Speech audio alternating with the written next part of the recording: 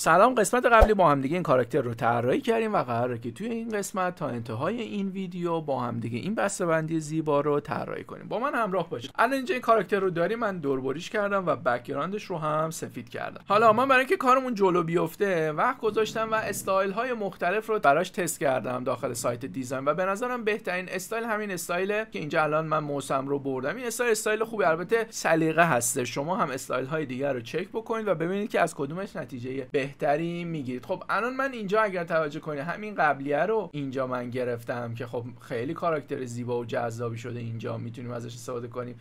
هم این. حالا نکته جالبش اینه که من چون بک‌گراند رو رنگ متفاوتی دادم اینجا هم اومد و برای من نوع خروجی متفاوتی بود. خب به نظرم این کاراکترهایی که اینجا داریم اینا همگیشون خوب هستن، میتونیم به صورت ترکیبی استفاده کنیم. مثلا زبون این کاراکتر الان خوبه ولی این کاراکتر پایینی بهتره، ولی فقط زبونش مشکل داره و ما میتونیم زبونش رو کانورت کنیم. خب من اینو از قبل اینجا سیو گرفتم و اجازه بدین که بیایم اینها رو باز کنیم با هم دیگه. این ستا رو کلیک و درگ داخل فتوشاپ. خب مین من کدومه؟ مین من این تصویر هستش. خب این تصویر رو اول از همه کلیک و درگ میکنم روی این قسمت و اینجا قرارش میدم. خب اینجا ماسکش میکنم، کنترل آی رو میزنم و بریم سراغ بخش زبان کاراکتر. ایکس رو میزنم که رنگ سفیدم رو بیاد و اینجا ها هاردنسم روی 0 هم قرار میدم. خب این تا اینجا دستای قبلی سبزه و این سبز به نظرم خوبه، جذاب میکنه کار ما رو، میتونیم اینجا استفادهش کنیم. این رو هم من اینجا قرارش بدم. خب حالا اینجا کاراکتر سوم ما که این باشه، این هم یک سری خصوصیات خاص داره. مثلا این چینچینای اینجاش جذاب و حتی ابروهاش رو هم ما میتونیم استفاده کنیم. این رو هم من بذارین اینجا تنظیمش کنم به این صورت که میبینین. البته کنم و روی این قبلیه بذار ببینم نه اشتباه آوردم. خب با این که دیگه کاری نداریم میبندیمش، نو رو میزنم میام روی این و این. خب که شبیه به همه آدم قاطی میکنه. خب اینم روی این قسمت این رو به این صورت میزنم، کنترل آی رو میزنم و بیایم اینجا یه تست بکنیم ببینیم این کاراکتر ما اگر اینجا ابرو داشته باشه چجوری میشه. حالا اینجاها هم اگر بیایم اینها رو اضافه بکنیم بد نیست. خب کنترل زد اینجا رو باید سایزمو کوچیک‌تر کنم. میزان پاچشه من خیلی زیاده. خب الان بهتر شد. اینجا هم به همین صورت کنترل زد اینجا رو به این صورت براش برمیگردونیم. خب الان به نظرم یک کاراکتر خوب، زیبا و ایدئال رو ما تونستیم بهش برسیم. هرچند چشمای قبلی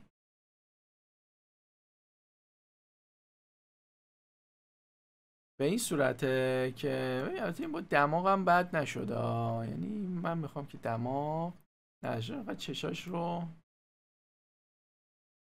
به این صورت ما در میاریم. خب به نظرم تا اینجا کار خوب شد، فقط باید افزایش کیفیت بدیم، یعنی سیو بگیریم ازش و افزایش کیفیت داشته باشیم. کنترل آلت شیفت ای رو میزنم، کنترل آلت اس رو میزنم، اینجا یک سیوی ازش باید بگیرم، سیو میگیرم، شمارش رو 7 قرار میدم و خب اوکی. باز میریم سراغ توپازمون. اینجا من میام شماره 7 رو اینجا بهش اضافه میکنم و اکسپورت ایمیج رو میزنم، سیو رو میزنم، ثبت میکنم که رندر بگیره.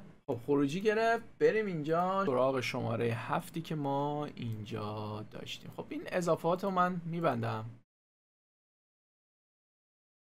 این لایه بازش رو سیو میکنم داشته باشیم. با اینم فعلا کاری ندارم و میایم سراغ این قسمت. سلکت سابجکت رو ما میزنیم، سابجکت هم ثبت میکنم که سلکت کنه برای من به خوبی شناخت و اینو بعد الان بیاریمش توی این موکاپمون. خب البته اینو تا جلوتر نریم توضیح بدم. دو تا موکاپ انتخاب کردم که یه پریویو بهتری بتونم داشته باشم، چون ممکنه نور رنگاشون یه جوری تنظیم شده باشه که اون حس و حال زیبا رو به کاراکتر ما نده و همین خاطر من این کارو کردم. خب دوبار کلیک میکنم این باز میشه، با این کاری نداریم. میایم اینجا و کاراکترمون رو اینجا من قرار میدم خب اینجا convert to smart object رو من میزنم. خب این اول از همه بذاریم اینجا کوچیکش بکنیم.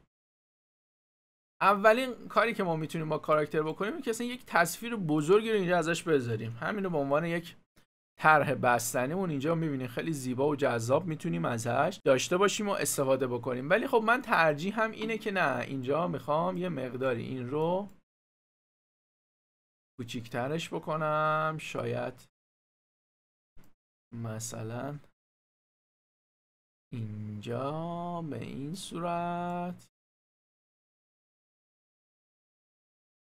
خب این تا اینجای کارمون و بریم سراغ فریپیکمون. من میام اینجا سایت فریپیک رو باز میکنم و اسپیس رو میزنم. اینجا بک‌گراند های قشنگ وکتوری رو به خوبی ما میتونیم ببینیم، پیدا کنیم و اون که مناسب کارمونه استفاده کنیم. مثلا این بک‌گراند خوبی میتونه برامون باشه و من این رو دانلودش رو میزنم، فرآیند دانلودش انجام بشه. در همین حین میزنم الستریتورم هم باز بشه.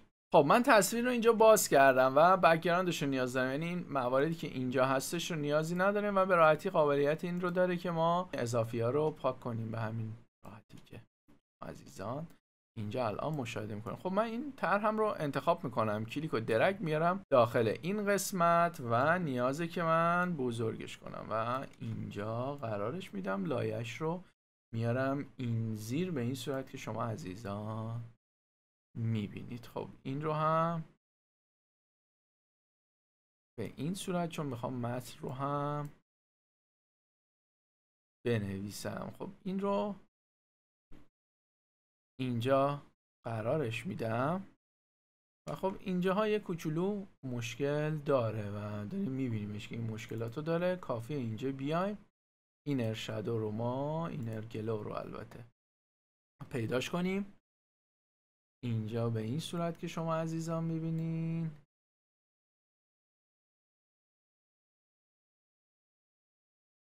اینجا روی رنگ مشکی من قرارش میدم، نویز نمیخوای. این رو روی این میزان اینجا قرارش بدیم. این رو هم به این صورت که شما دارید. خب این رو اوکیش کنیم، یه قبل و بعد بزنیم میبینیم که خیلی بهتر شد. حالا جلوتر این رو با هم دیگه میتونیم درستش کنیم. فعلا میخوایم تست بگیریم. خب اینم از این مرحله و بریم سراغ کریا. من کریا رو تست گرفتم و بهش گفته بودم که از اسکوپ های بستنی برای من تصویر بساز و اینجا یک اسکوپ بستنی که تیک های بلوبری داخل اونه و در هوا معلق هست. بک‌گراند تیره معلق است و بک‌گراند تصویر تیره است. کپی و بیایم اینجا کنترل ای کنترل وی من جنریت رو بزنم. اینجا اسکوپ های مختلفی رو الان من دارم میبینم. مثلا این اسکوپ ها خوبه ولی اینایی که تیره است خب طبیعتا بهتره دیگه. ثبت میکنم مثلا این اسکوپ هست، اینا خوبه. الان همین دوتا اسکوپ برای من خوبه، میتونه کار من رو راه بندازه ولی بافتش خیلی شاید شبیه بستنی نیستش. ولی من فعلا چون فرایند تستم رو دارم طی میکنم همین بسنده میکنم، ثبت میکنم که به من دانلودی بده. بریم سراغ این آپشن اینجا و سلکتمون رو انجام بدیم، به خوبی شناخت و میریم توی اینجا. انگار که اینا یک سیاره هستن، ما اینجا باید اینها رو چینش داشته باشیم. اینجا از اینها قرار بدهیم. بیایم اینجا این هم من بزنیم یه سلکت سابجکتش بکنم.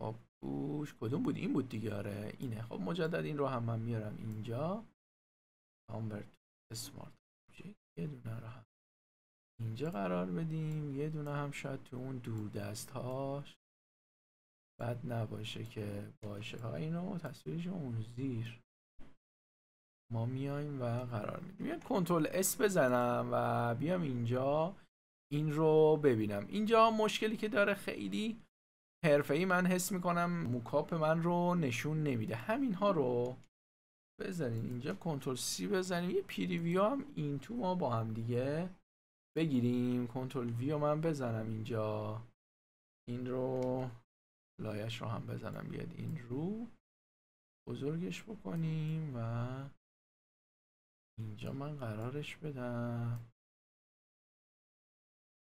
کنترل اس رو بزنم و بیام اینجا ببینیم. بله اینجا خیلی یک تصویر بهتر و جذابتری رو داره به من میده. فقط اینجا این رفله رو باید یه نمه شاید کمترش بکنم. این لایتمونه، رفلکشنمون، این خب کپش ایناست دیگه. بذار ببینم اینجا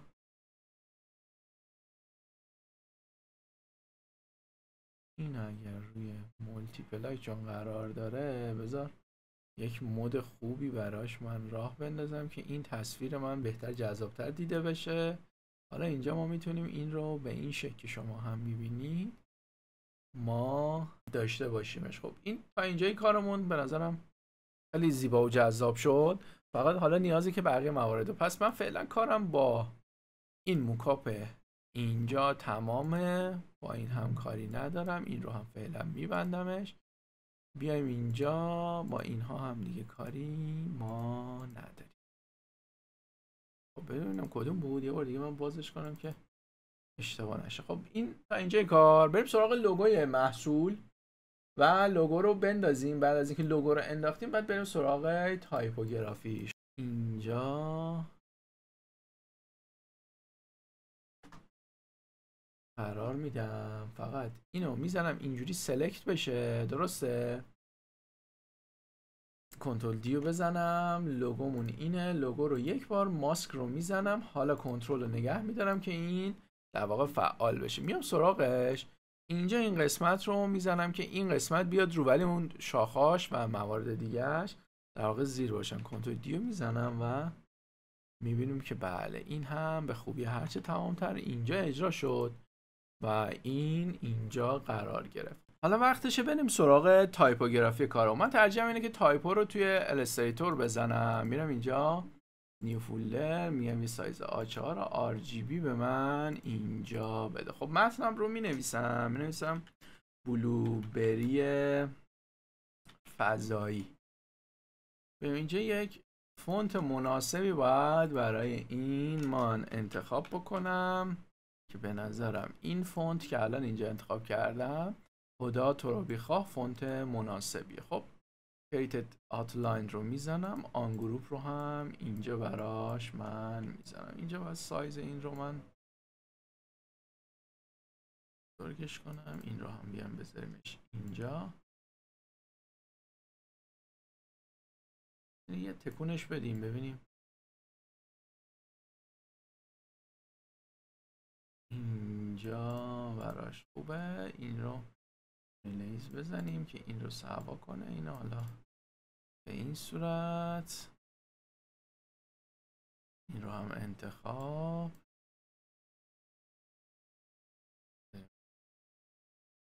اینجا این رو هم ریلیزش کنیم. این رو هم به همین صورت ریلیز رو که بکنیم. اینجا شیفت و ام رو میزنیم، من ازش کم میکنم که در واقع این به هم ریختگی که ایجاد شد رو نداشته باشه. خب این هم از این و این رو الان میتونیم اینجا داشته باشیم. خب یه تایپای خوبی رو ما الان اینجا داریم. من بذار اینو اول به تصویرم اضافه بکنم، بیارمش اینجا قرارش بدم. کالرش رو هم اینجوری رنگ سفید قرار میدیم. دراپ شادو هم فعلا بهش میدم، فقط ببینم جای تایپوگرافی خوب هستش یا نه، که خب اینو تاییدش میکنم. میام اینجا و میبینیم که آره جاش جای خوبیه، فقط اینه که باید یک تایپوی براش بزنیم. من خیلی گشتم برای تایپوگرافی، یه استایل خوبی دارم و تصمیم دارم که همون رو استفاده کنم. و اونم این استایلی که اینجا داریم الان میبینیم. خب من این رو میزنم بلوبری فضایی، کنترل A، فونتم رو عوض میکنم. همه اینها رو توی فایل های تمرینی دوره برای شما عزیزان من قرار میدم که به راحتی بتونید استفاده کنید. خب Created Outline رو میزنم و اینجا هم Expand Appearanceش رو میزنم. اینجا هم به این صورت که شما عزیزان میبینید. باز مجدد کنترل Z، من این رو بیارم اینجا بذاریم، من برگردم این دوتا رو سوا بنویسم و حتی به نظرم این فضاییش رو ما با رنگ سبز اگر بنویسیم خیلی بهتره. خب من اینو زوم بکنم، این رو هم کنترل V بذارم. خب جفتشون انتخاب، فونت رو عوض کنم.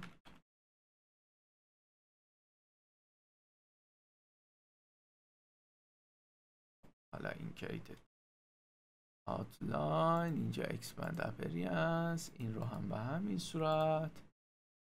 حتما این Expand Appearance رو بزنید وگرنه به نسبت سایزی که بزرگ و کوچیک میکنید این استایل هاش و اینها ممکنه که به هم بخوره. این هم اینجا الان به نظرم عالی شد براش. خب اینو من میارم اینجا و قرارش میدم، ثبت میکنم که منتقلش کنه. خب منتقل کرد. بیایم اینجا کوچیکش کنیم و فقط اینجا بچینیمش. من این رو اینجا بذارم، کنترل S رو بزنم. خب این خیلی خوب و جذاب شد. خب حالا بریم رنگ درب سطح رو هم ما تعیین بکنیم و ببینیم که مثلا سبز بهش میاد. این رنگ ها، این ست های رنگی رو همگی رو باید تست بکنیم و ببینیم که کدوم یکی بهش بیشتر میشینه. همین سرمه‌ای هم که الان اینجا داریم خوبه. برای اینکه تصویر رو بهتر درک کنیم این رنگ میبینیم واقعا تاثیر میذاره و ما میتونیم که یک انتخاب بهتری رو داشته باشیم. خب تا اینجا این قسمت با هم دیگه تونستیم پس یک طراحی بسته‌بندی رو طراحی بکنیم. نه اصلا بحث من جزئیات نیست، صرفا گرافیک کار بود تو این قسمت که انجام دادیم. خب علی حال برای این قسمت کافیه. بریم سراغ قسمت بعدیمون که قراره فرآیند فوتو مونتاژ این تصویر زیبایی که میبینید رو با هم دیگه انجام بدیم. اگر به آموزش‌های مدلی علاقه داری پیشنهاد میکنم این ویدیوها رو هم ببینی که بخشی از دوره طراحی بسته‌بندی و طراحی گرافیک به کمک هوش مصنوعی هستش. اگرم دوست داشتی توی دورهمون ثبت نام کنی کافیه به سایتمون سری بزنی.